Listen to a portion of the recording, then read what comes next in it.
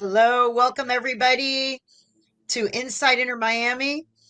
As you can see, I am not Andre Fernandez. Andre is on vacation, but this is Michelle Kaufman, your co-host. Lots to talk about, and I have a special guest today that a lot of you may already recognize. Chris Whittingham is here with us today. Chris Whittingham. Hello, Chris. Thank you so much for coming.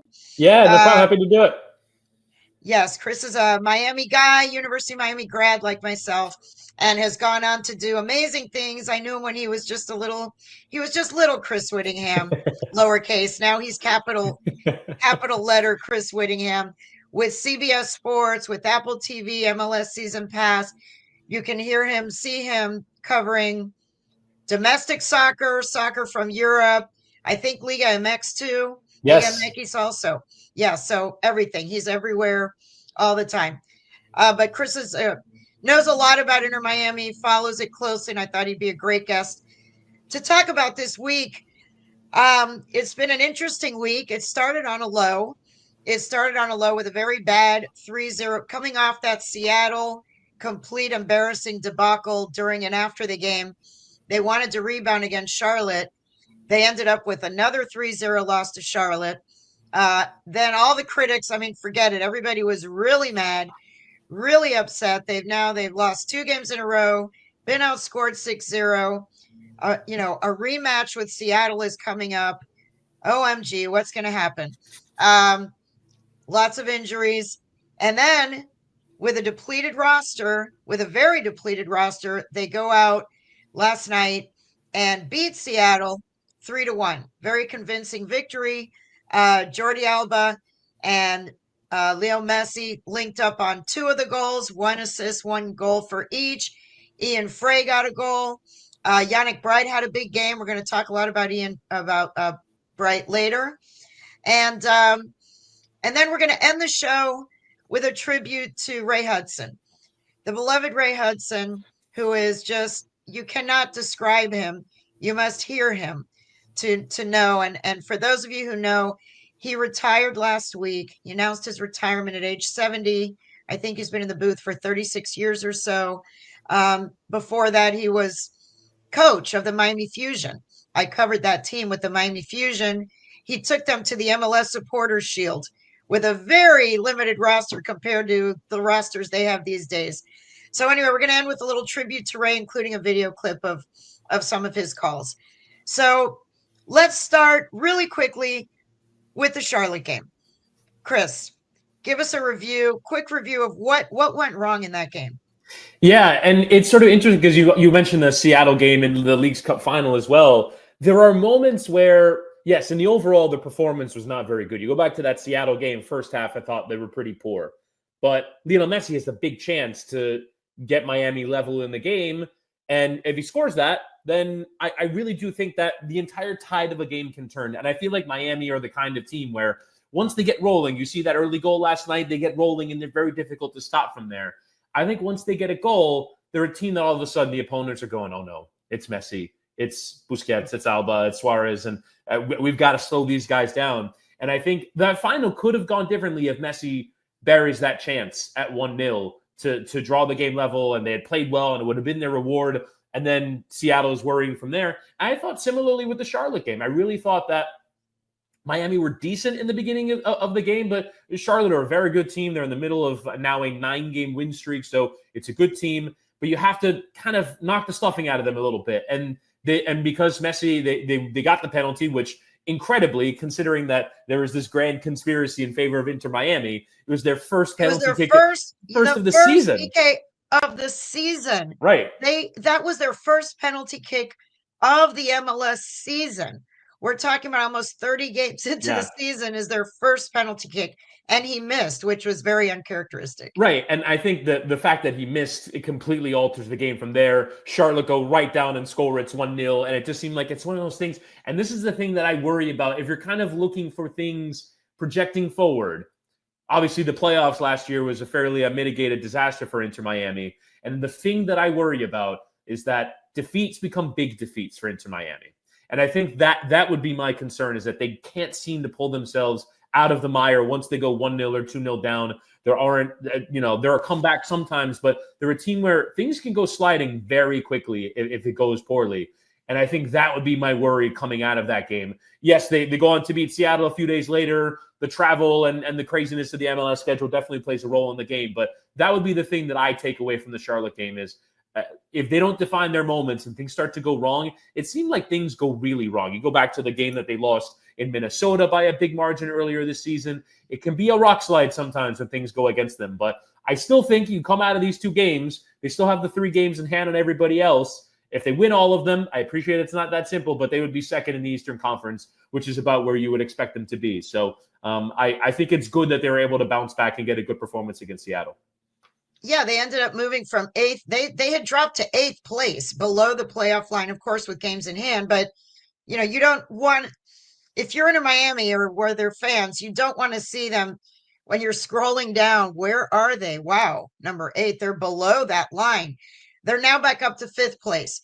With the win over Seattle last night, they are back up to 5th place, and they have 3 games in hand, and DC United is coming up next. So, yeah, that Charlotte game was rough. I think when you talk about that they tend to be, I think they're a very emotional team. Yes. They're a very emotional team. I wouldn't say they're the most steady, emotional group. They're very passionate. And because of that, when they start losing, like you said, they lose their minds a little bit sometimes. And I think that is one thing Mascherano has talked about. Like he says, we can't go crazy just because we went down 1-0 in a game. We can't go crazy. And they do sometimes go a little bit crazy. They lose their minds. They either have, Toto Aviles with, mindless, thoughtless penalties, yellow cards, gets thrown out of a game. Again, this is a problem with him. This is habitual. He led the league last year in yellow cards. And, that game against Charlotte, once again, 2 yellows, gets thrown out. They're down to 10 men as if they weren't struggling enough. So, yeah, it's a team that is, they play a lot on their emotions and on their passion. Yes, they obviously have a lot of skill, but they're not the steadiest group. They're very high, or they can get very low. And like you said, that is something that they need to keep that in check as the season goes on in these next games.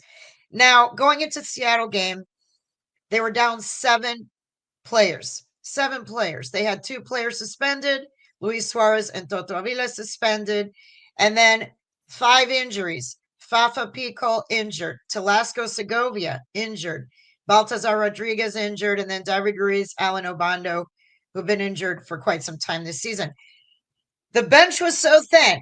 Last night, when I saw the bench, you look at that bench and you say, wow, the bench was Rios Novo, the goalkeeper, and then here were the field players: Wygant, Ryan Saylor, Santi Morales, Pinter, and Silvetti. So, Santi Morales, 18 years old, Pinter, 18 years old, Silvetti, 19 years old, just joined the team the day before from Argentina, from Newell's Old Boys, so that bench was thin. Even so, they come out and win 3-1. Jordi Alba moved up, which is what we figured would happen because they were limited in what they could do. So they played No Allen in the back, push Jordi up front. He loves to attack anyway. He was just a full-time left wing instead of a part-time left wing. Full-time left wing, immediately gets the first goal with, an assist from Messi. Then Messi gets a goal with an assist from him. I mentioned before, Yannick Bright started both of those plays. Yannick Bright was breaking up plays in the middle. How did you see the game? And, how did you see the game? And then we're going to hear from some of these players and from Mascherano about their assessments of the game.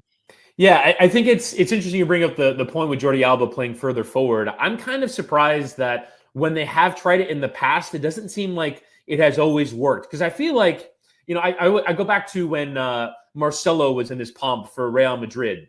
He was a terrific left back, but very similar to Jordi Alba, was basically a winger. And I'm surprised as his career went on. Normally, players as they get older move back. I'm surprised that he didn't move forward because you are a little bit vulnerable defensively. I think it's one of the problems that Inter Miami has in the overall is Jordi Alba is so attacking as a fullback, takes up such an attacking position that it does disorganize their defense, and it leaves numbers to carry vast These open swaths of space. spaces. Yes. Right. Yes. So these big spaces, and that's always been the case for Miami, really from day one. I sometimes think Chase Stadium is just a place where there's space everywhere because it's a huge pitch and it's so hot and humid that it is inevitable that there will be space on the field.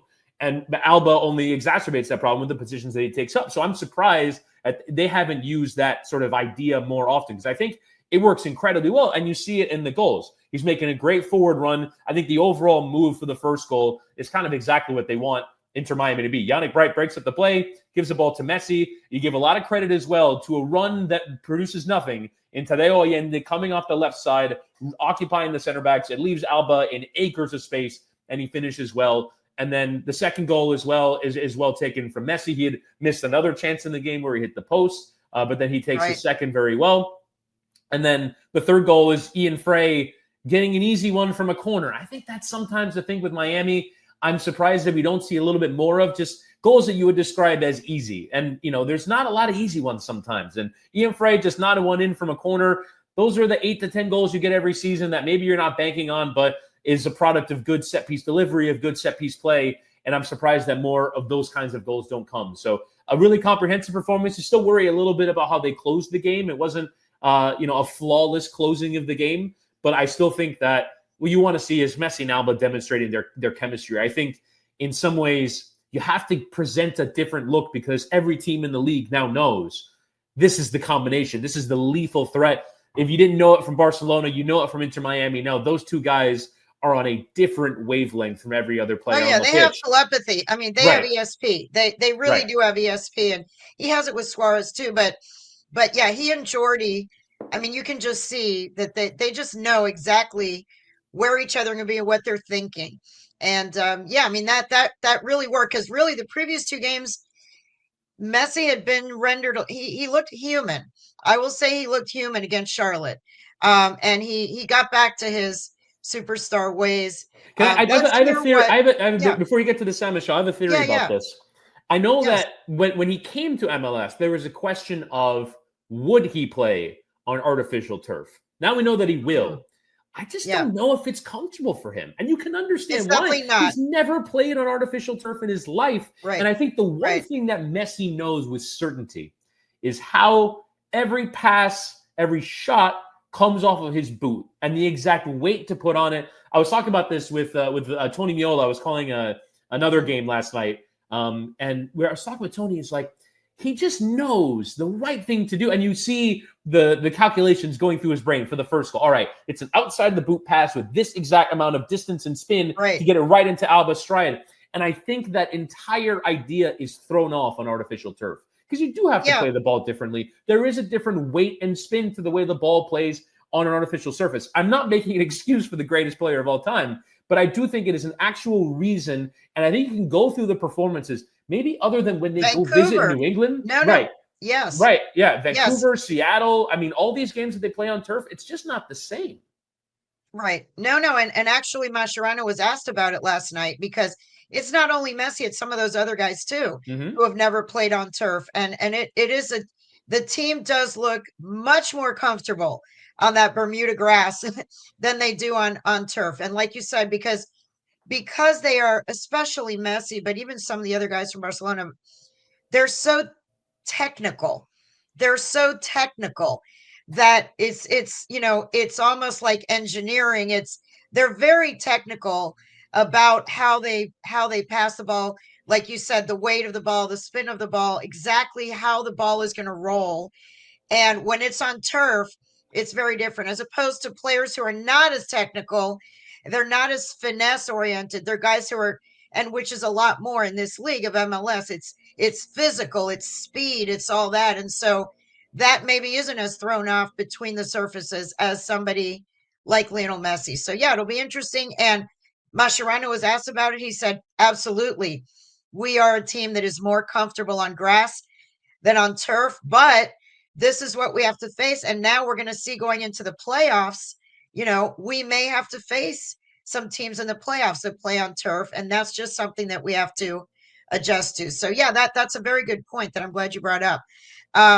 Let's hear Jordi Alba right now. Let's hear what Jordi had to say about the game last night. Sí, bueno, esa posición la conozco bien porque he jugado muchos años ahí antes de meterme de lateral, ¿no? Pero bien, me he sentido muy cómodo. Es verdad que estoy más acostumbrado ahora a jugar de lateral, más atrás, pero me he sentido muy cómodo. También, bueno, quitando algunos conceptos que me pide el míster. Creo que es muy parecido a la posición. Al fin y al cabo soy un lateral también que me gusta subir al ataque, incorporarme al ataque y bien, me he sentido cómodo y ayudando al equipo también en la parte más arriba y contento. Felicitaciones por el triunfo, Jordi. Quería preguntarte, ¿sacaron la espinita por el partido de hace 15 días? No, la espinita no se saca, ¿no? Es una final y lo que queremos es ganar, ¿no? Hubiese firmado ganar el título y hoy pues no ganar, ¿no? O puntuar, pero bueno, son las cosas como son. Creo que en el partido de la final fueron superiores, ganaron merecidamente. Una lástima, pero hoy creo que hemos sido superiores a ellos, hemos jugado muy bien y bien, nos tiene que servir para coger confianza para el tramo final de la temporada y para el playoff. Estábamos teniendo una pequeña conversación entre colegas y coincidíamos que a pesar de que no se han dado resultados, en nuestra opinión, el jugador más regular del equipo eres tú. ¿Qué has aprendido de la MLS en este tiempo que ya llevas que pueda ser importante de cara al principio para el equipo? Bueno, me iré a tomar algo con tus amigos y contigo, o sea que está bien. Bienvenido. Bien, sí, creo que me siento cómodo. Claramente es una liga que físicamente es potente. También creo que de jugadores de medio campo para adelante tienen muchísima calidad. Están mejorando mucho todos los equipos, cuesta muchísimo, sobre todo fuera, cuesta ganar partidos. En casa creo que, con el público y con el estadio que ya lo conocemos, pues es mucho más fácil. Pero bien, una liga totalmente diferente a la de Europa, pero también muy competitiva y que personalmente me gusta mucho. All right, so for those of you who don't get those lovely subtitles from producer Pierre, Jordi Alba said that he's very comfortable with the position, that he knows that position well. He was asked about, moving up to the wing for that game. He said, it's a position I know well. I had to make a few adjustments that the coach asked me to make, but it's a position I'm very used to. As a defender, I like to attack a lot anyway, so it's something that I'm used to. He was asked about, did you get revenge with this win over Seattle? Was this a revenge match? And by the way, I want to point out too that there really was no carryover. As far as I think that people thought maybe there were going to be fireworks, there were going to be some more fights and some more dirty play or whatever. And there really wasn't. I mean, considering the brawl, considering the ugly scenes that we saw 2 weeks ago, both teams were very composed. I didn't see any carryover. I expected to see some carryover, and there was no carryover. So anyway, he was asked, was this a revenge match? Do you feel like you got revenge? And he said, no. There's no such thing as a revenge match in this case. I would have preferred, that was for a title. I would have preferred to have won that game and lose this game or tie this game or whatever. He said that was the game that was for the title. So it's not really a revenge match to beat them. But he said, in all honesty, they were superior on that day. We were superior today. We deserve to win today. And, he's happy that they got the win going into his final stretch. And then he was asked in general about what he's learned about MLS since he joined the league. And he said it's a very, very physical league. It's totally different from Europe, to the point that we were just talking about. And he said it's very, very different, but he's enjoying it. He really likes the league a lot, even though it's very, very different from what he experienced in Europe. And so anyway, yeah, this game, they got back on track. They've got DC coming up. It was a really, really important win for them to get. Let's hear what Ian Frey, who is the nicest guy, by the way, and going through all those injuries he's gone through, and for him to get that goal off the header, here's what he had to say after the game. Yeah, it was just a great delivery from Rodrigo, and all I had to do was head the ball in the net. It wasn't that hard. It was a great ball, and it made it easy for me. Amazing, thank you. I think you got one here.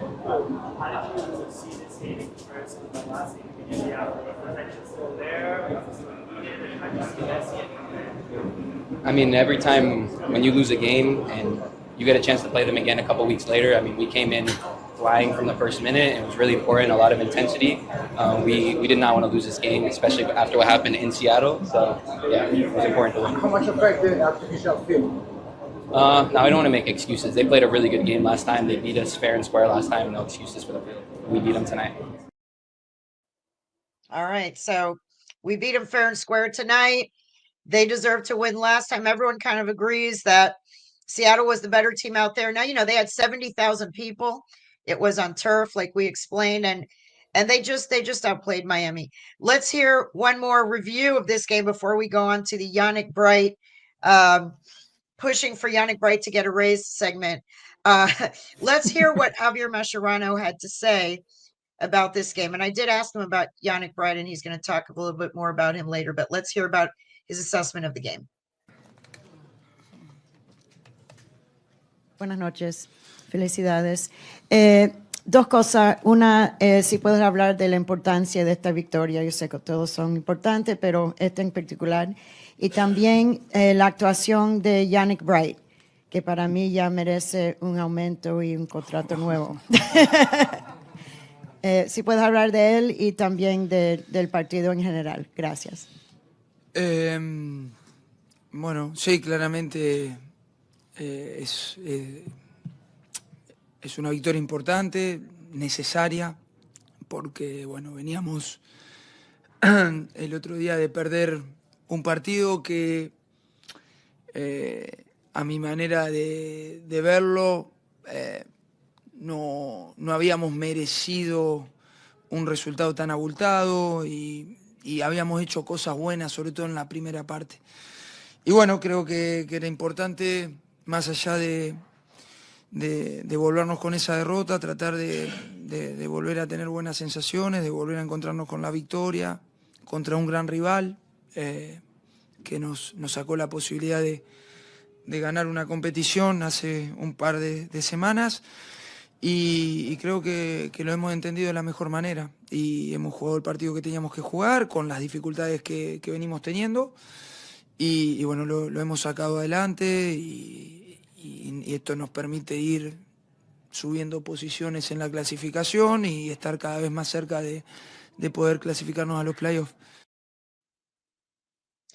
So first, before he got into Yannick, which I did ask him about, I asked him, do you think Yannick Bright deserves a raise and deserves a new contract? And he smiled, and he's going to tell us what he thinks about that in a minute. He said this was a very important and necessary win. And he said, as you said, Chris, he felt also that the Charlotte game, he said this was a game that was not as lopsided as the score indicated. He never felt that was a 3-0, that was that the score reflected the game. He said we did a lot of good things in that game, especially in the first half. And this game was crucial for us to bounce back because he really didn't think that they played that poorly in either game against Seattle or against Charlotte, as badly as some of the fans on social media certainly felt. He saw the game differently, and he always talks to us about that after that.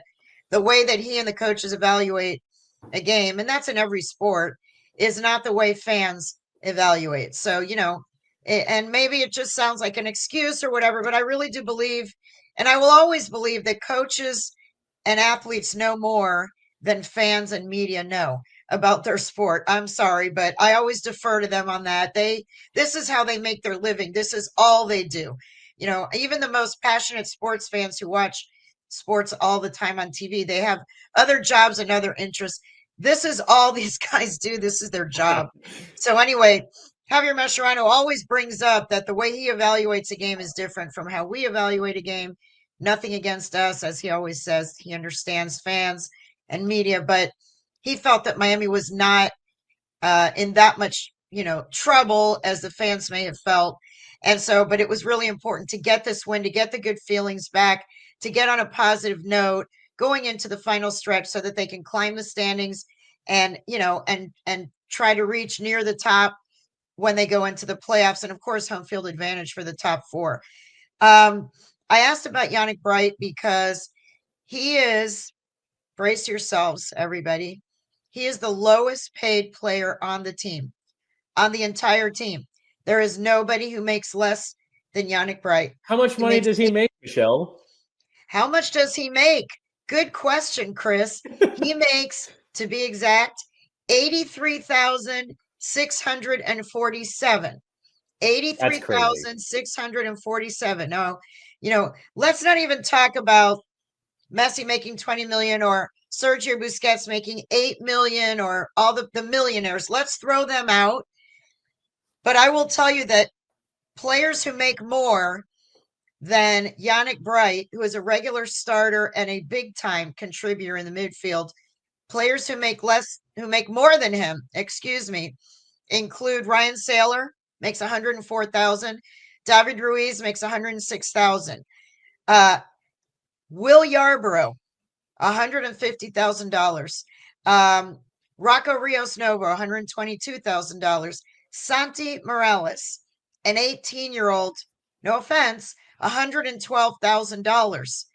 And Yannick Bright, who has been a starter on this team for 2 years, $83,000. Allende makes 126. Baltasar Rodriguez, 440,000. Toto Aviles, 467,000. That might be the worst Alan one. Obando, $527,000. Okay. Yeah. It is time for Yannick Bright to get a raise. I do know from sources that his representative has been in talks with the team about, because his contract is expiring. This is it. So if they don't re-sign him and give him a significant raise, somebody is going to scoop him up in about a nanosecond. And Jordi Alba, by the way, was asked after the game last night about Yannick Bright, and I don't have that clip, but he said that from the first time I saw Yannick, he was a different kind of player. He's really a different kind of player that brings us something different. And he said what he's really done is improved offensively. He said that he was always a very good defensive midfielder, able to break up plays, but he has really, really, really improved his offense. And Jordi Alba said, I think he is ready to make the jump to Europe. He said, I think that he is good enough and will make the jump to Europe. That's what Jordi Alba said. This is what Javier Mascherano had to say about Yannick Bright. Mira, lo de Yannick, yo creo que no había que esperar al partido de hoy para decir que merece un aumento o no. Eso yo no me meto. Creo que claramente es un jugador importante dentro del plantel. Lo viene demostrando. Creo que ha vuelto en muy buena forma después de la lesión, de una lesión que lo tuvo mucho tiempo fuera, que no nos permitió poder contar con él en lo que fue el Mundial de Clubes y claramente lo sentimos. Y bueno, hoy vuelve a demostrar su valor y nada, es un jugador que día tras día va creciendo, va sobre todo él mismo creyéndose lo importante que es para el equipo, así que muy contento por él. He said, I don't think we had to wait until today to say that he deserves, and then he stopped himself and he said, well, I'm not going to say if he deserves a raise. That is not my place. That's not my call, but he's obviously a very important player on this roster. He's somebody who continues to prove his value. He said that he came back very strong from a long injury. He had a long hamstring injury that kept him out of the Club World Cup. And he said, and we felt it. We felt his absence in the Club World Cup. He's come back very strong. He continues to improve day by day. And he said that the thing that he's really also improving is his own belief, his own self-belief and self-confidence that he is, worthy of playing with all these players around him. And that self-confidence is really showing. And when we've spoken to Yannick recently, he has said that. He has said that at the beginning, he was like, I'm trying to learn from all these guys. But how do I fit in with all these big stars on the team? And now he seems to be over that. He seems to really, how do you see him? How do you evaluate Yannick Bright and what he's brought the team?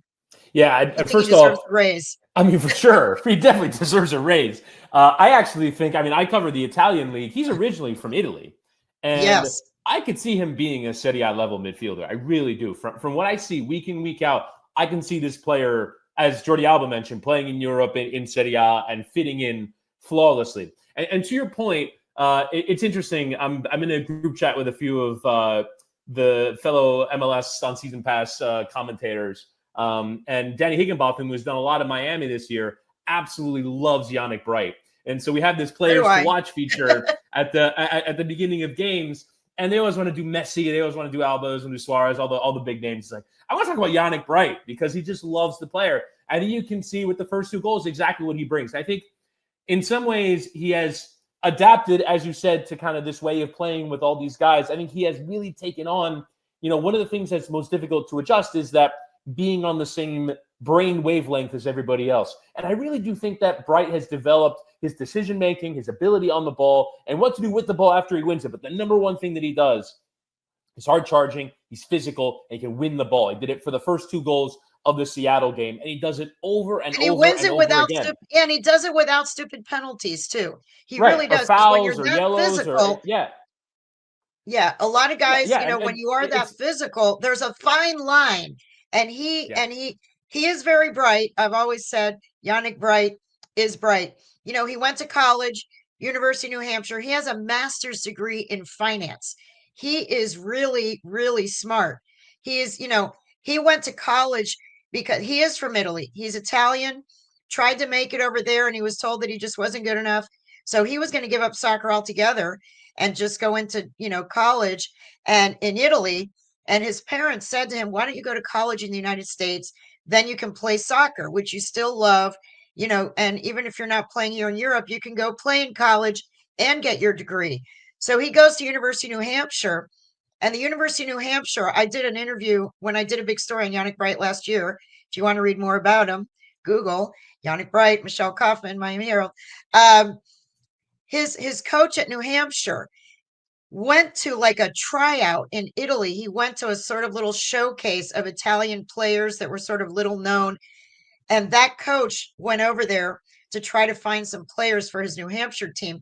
The minute he was an assistant coach, the minute he saw Yannick Bright, he called the head coach back in New Hampshire and he said, I have just found the guy we've been looking for. We must get this kid, Yannick Bright. They offered a scholarship on the spot. He went to New Hampshire. He knew nothing about New Hampshire or anything. Went there, played great, got his diploma, is an excellent student. He was all academic, everything. And I think that intelligence has also helped him to reach where he is right now. When you talk about being on the same brain wavelength as these players who played in Barcelona and so on, he does have the brain to learn things and to learn from Busquets. He's learned a lot from Busquets. He always talks about that he's, a lot of times he'll go up to Busquets. You want to talk about grad school? That's like doctorate. That's getting your doctorate in football. He's getting his PhD. Learning midfield from Sergio Busquets. Yes, he's getting his PhD from Sergio Busquets because he even said, Yannick has said that he'll run up to Busquets sometimes during a game or during halftime and say, on that particular play where I did this, was that the right decision? Or should I have done something else? He'll ask him point blank, did I make the right decision or should I have done something else? And Boosie will tell him, you made the right decision, or you should have done this, or maybe you should have done that. So he has really taken Busquets as a mentor for him and as a tutor. And you have really seen, all of us have seen the improvement, right? Yeah, it's absolutely incredible. And again, we're talking about a team with an incredibly high standard that has basically turned over an entire roster over the course of 2 years to fit around what they have now in terms of their big stars. And this is for me, one of the things, and I don't know if you've noticed this entire time you've been talking about it, I have a giant smile on my face. It's because this is the beauty of MLS. This is that exact story, that exact path. You don't see that in Barcelona. These are the players that play for Barcelona have been prodigies their entire lives. They've been, amazing players. And maybe they're, discovered, but they're discovered within the context of European football. This kid got drafted out of the University of New Hampshire at 23 years old to play his first professional football and has proven himself a much more valuable piece than tons of players, as you mentioned, that are more highly paid, that have come from bigger and better backgrounds. and has survived a cultural shift within this team. And it's a credit to him. It's a credit as well to the people that drafted him, which, let's be honest, in sort of the previous setup was your Chris Hendersons and all the scouting process that he always gave credit to the entire time that he was there. It's these guys that understand that in MLS, you have to find diamonds in the rough. And that's the one thing sometimes that I think in the Messi era is sometimes forgotten, is that you have 20 senior roster spots and those other 10 players are you go looking through the draft, you go looking through the academy, you go looking through other teams' benches and waiver wires and all this stuff, and you have to find some value somewhere. And in a salary cap sport, and especially as an intensely salary cap sport as MLS is, to have a player on, as you say, $83,000 being a regular starter and one of your key players. Bargain. Yes. It's so monumental, though. Even whatever they pay him in his next contract will be a bargain. And I think that's such a key part of this. So for me, I'm so happy for the player. And honestly, I love seeing him in MLS. I love seeing him play for Inter Miami. But I'd also love to see him complete that journey of being rejected by Italian football. And by virtue of playing with this team and playing as well as he is, go back into Italian football as a key player and a main man for one of the main clubs in Serie A. Yeah, well, look, they just took Ben Hakramashi over there at Parma. Mm-hmm. So if he can play on a Serie A team, I mean, I definitely think that Yannick Bright also could. And yes, Yannick Bright is it's like going to an outlet mall. He is the biggest bargain on this team. It's like going to an outlet mall and you're sifting through all of these pieces of clothing that are, raggedy. And then all of a sudden there's this amazing piece of clothing that somehow you managed to find Versace at an outlet mall, and it was just buried in a pile, and you just had to look for it. Exactly. That is Yannick Bright. Let's hear one last clip from Masha before we move on to Ray Hudson. One last clip from Masha about, the criticism that he was facing and everybody was panicking after the 2 losses. Let's hear what he had to say and going forward. Bueno, la racha. A ver, yo entiendo que hemos perdido 2 partidos seguidos y a veces esto parece que es un desastre y se ve todo lo malo y parece que hay que cambiar todo. Y bueno, entiendo eso, creo que por un lado es bueno porque hace que las expectativas con nosotros son altas y porque nos invita a ser competitivo, a tener siempre la guardia en alto, a tratar de no relajarnos nunca, pero bueno, tampoco podíamos volvernos locos. Es decir, sabíamos que sobre todo necesitábamos volver a la victoria porque necesitábamos sumar puntos y necesitamos sumar puntos porque a nadie nos gusta, más allá de tener en algunos casos 3 partidos menos que los rivales, en otros 2.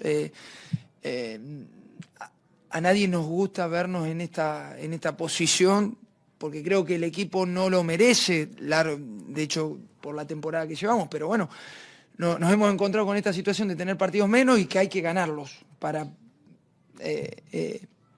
poder estar en las posiciones que queremos estar. Bueno, hoy ganamos 1, nos quedan otros 7, como dije anteriormente, nos quedan 7 finales. El objetivo nuestro es ganar los 7 para terminar primeros en nuestra conferencia. Ese es el objetivo y bueno, iremos partido a partido, sabiendo que bueno, son 3 puntos más y un partido menos. All right. So he said, look, someone asked him about the bad streak, the losing streak. How did it feel to get out of the losing streak? And he smiled the way he does. And he said, let's see, the streak, this losing streak.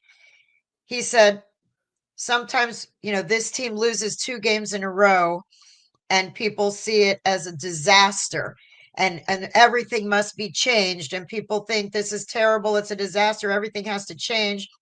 He said, I guess on one hand, it's good because it means that the expectations are so high for this team that a 2-game losing streak is considered a disaster. He said, I guess that means that the expectations and the standards are so high for this team that it means we can never let our guard down. We always have to be on high alert. We have to always win because the expectations are so high. But at the same time, he said, we can't go crazy, which is what he loves to say. We can't go crazy. He said, we needed to win a game. We have to win. We have to continue to earn points to climb up the standings because we are 3 games behind when we have 3 games in hand. So he said we have to continue to move up the table because nobody likes to see us where we are right now. And he said, and I don't think we deserve it. He said, I don't think we deserve to be where we are considering the season we've had. And he's brought up in the past, that they made the semifinals of the CONCACAF Champions Cup. They got out of the group phase of the Club World Cup. They made it to the final of the Leagues Cup. So, they're obviously a team that's a good team, but in the MLS standings, they look rather mediocre when you look at just the standings. So he said, we have to just continue to win. We won one last night. We have 7 games to go. We want to win all 7. We're going to take all 7 of these as finals. We have 7 finals. He said, if we win all 7, we're going to be in very good position. So that's the take.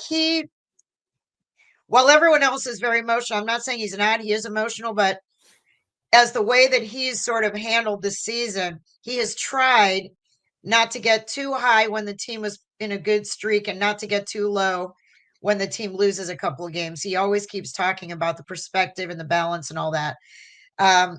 So anyway, speaking of Inter Miami coaches and coaches who have coached on that grass, or not that exact grass, but Ray Hudson. Let's transition to Ray Hudson, who was an amazing player.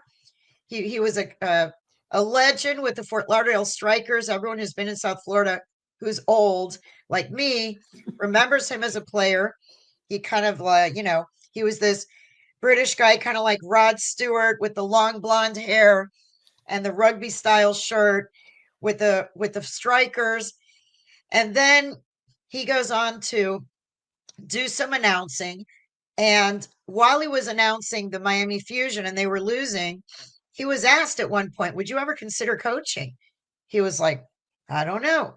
And some people said, maybe you should try to coach. Well, he took over, became coach of the team, took the team to new heights. They won the Supporters Shield. They lost in the semifinals back when Chris Henderson was a player on that team, by the way. And then he went on to a marvelous, incredible broadcasting career. And Chris, I know that you've worked with him so much. How would you even describe Ray Hudson to someone who has never seen him? And then we're going to hear from him. Right. Well, I think there obviously is the broadcasting side of it. And that's what I sort of got to know first as a fan of the game. And even like growing up down here, all those channels, Gold TV and beIN Sports, they're sort of based down here. And I think there's that feeling that you're sort of connected to it in a different way. La Liga and the Barcelona Real Madrid have huge fan bases in South Florida, so you're always kind of connected to it. But when you hear the calls, you're thinking, wow, not only it's a very difficult thing. I've seen some people talk about this. Who's going to be the next person who breaks the mold as much as Ray Hudson does? Because I think, and I'll say this about myself, I do the job fairly conventionally. I studied a lot of the British broadcasters and a lot of the top American broadcasters as well, and I do the job similarly.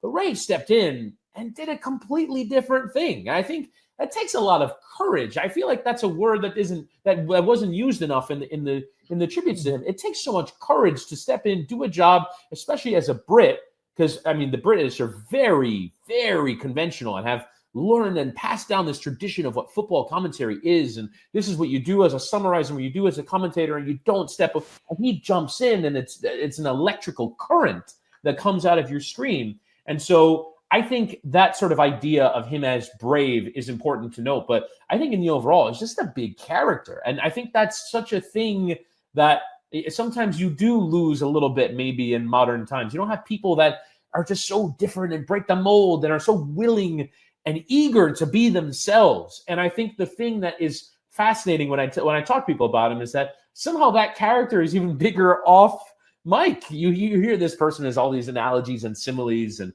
uses this amazing language. And you think, wow, what a big personality. And somehow it's even bigger off camera. I was telling a story about how he would come in sometimes. He would be really annoyed because he was watching a soccer game, and he would be annoyed that the other commentators were being so negative. He would come like, Chris, this player plays a brilliant pass. And they didn't talk about it at all. Like, he was so mad that the joy of the game wasn't heard as much as poor defending or poor goalkeeping or poor whatever. It's he wanted to talk about the good parts of the game because he loved the game so much. But he would come in with these, strong opinions and strong takes. And I read this and it was somehow more entertaining off the air than he was on the air. So I'm sad, obviously, because we're missing out on this amazing voice. And he's given so much to the game, but I really am. I cherished every game that I did with Ray, but I just wish they had 1 or 2 more years. I got to see his face, walking in again in the CBS office when we call Champions League, and we get to those hour chats. He would tell me stories about the Fusion. He would tell me stories about DC United. He was, look up this player. Tell me about this player, and he just had so much. He was so rich in every way. And nothing to do with money. He was just a rich person with rich stories and a rich character. So I will definitely miss seeing him as often as I got to. But I really do savor the year and a half that I did a Champions League and the Inter Miami and even a little bit of beIN Sports that I got to work with him. He's an unbelievable human being. Right. Absolutely. So we're going to end today's show with, there's no way, no one can, I don't think anyone ever will be him. Someone else may have a different personality in a different way, but let's see what made Ray Hudson so special. It's Pizarro. Yeah, overlaps on with Carranza on his left. Carranza into the area on his left. Carranza! Against beautiful football from Diego's men. They are off like a teenager in a hot rod. And that is a cross between a rapier and a sledgehammer. Driving it beautifully past the outstretched fingers of Pedro Galassi. Ben Sweat out wide for Inter Miami. Carranza, the target at the back post. Carranza! It's a double for the Argentine. This is a magisterial goal of the highest order. This is a fabulous ball played across with pinpoint accuracy, and it is finished with the coolness of a greyhound's nose. Luis Morgan, Rodolfo Pizarro, and Carranza in attack. And there is Pizarro! The coffee house tricks with the back heels, the back heel flick, and cool is Jimi Hendrix at Woodstock. Absolutely imperious Rodolfo Pizarro in this bizarro world. It's a crowded wall for David Jensen. Yeah. 6 lined up in front of Gonzalo Higuain. Higuain will have a goal! He's framed the top 90! It's a sensational first goal for Gonzalo Higuain. It's a terabyte of skill in a nanosecond. And this is magisterial indeed. He needs no help from his teammates here. This is all golazo from Gonzalo. Look at this. He steers this one. It grows big eyeballs on its way to the net. And it's as sharp as vinegar. Absolutely brilliant. It pummels the net. It nearly lifts the net off of the pegs. And that is class in a glass from Gonzalo Higuain. Now Pita strikes for his first goal, and it is an absolute perler of a curl. Lewis Morgan, another in-swinger. This time towards the near post. Absolute delivery again. Peach of a pass.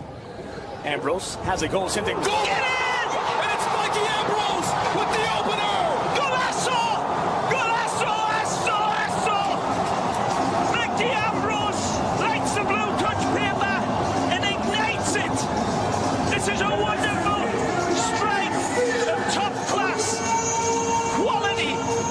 And it all starts, of course, from the beautiful Scotsman with a wonderful corner kick that gives problems. Here's a whipped-in ball, beautifully delivered again. They think they've cleared it. They think wrong. Mickey onto it, like Dracula onto a plate of liver. And he absolutely detonates this. One touch to control, second one to send it home with a dozen roses tied around it.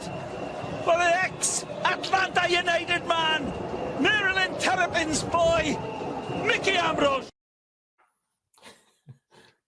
Where to begin? Like Dracula on a plate of liver. I mean, we'll just leave you. We're going to leave you with, just like Jimi Hendrix at Woodstock, the coolness of a greyhound's nose. Who thinks about the coolness of a greyhound's nose? As sharp as vinegar. Just Dracula on a plate of liver. You know what? I don't know. My favorite part of watching all these trivia videos have been. I didn't realize how many sort of Ray Hudsonisms I use in my life. I have said without realizing that it was Ray's line, "Class in a glass." I've I don't know, Class in a glass. I'll throw that out every once in a while watching games at CBS, and I'm like, oh, it's class in a glass, and I had no idea Class that in I a was glass. parroting Ray, and it's just. He's the best, man. He's the best. He's and the Matt, best. You know what's He's funny? the best. And I was thinking about, obviously, I mean, year one of Inter Miami is its own probably documentary at some point. But it is unfortunate. I would love, and Matt, there is a world in which COVID doesn't happen, and that first season of Inter Miami happens, and it's in front of packed stadiums. Right. It those calls on the against the backdrop of packed stadiums, great crowds, full houses is a different thing. But he was calling it. Yeah, he was calling it an empty stadiums. But anyway, I just thought I didn't want the week to go by without paying a tribute to Ray, who is such a South Florida guy, such a legend here, but obviously elsewhere too, and just that unique style that he has. So anyway, I know today's show went a little long, but it was totally worth it. So I hope that everyone stayed until the end, because if you didn't, you really missed out. Anyway, Chris, I want to thank you so much for filling in. You're always a fabulous guest. And we will be back next week. Andre should be back next week. We'll review what happens with DC United and going forward, see where they stand in the tables. Thank you all for tuning into the show, whether it's on YouTube or on Apple or Spotify, wherever it is that you look at the show or listen to the show. Thank you so much for joining us, and we will see you next week.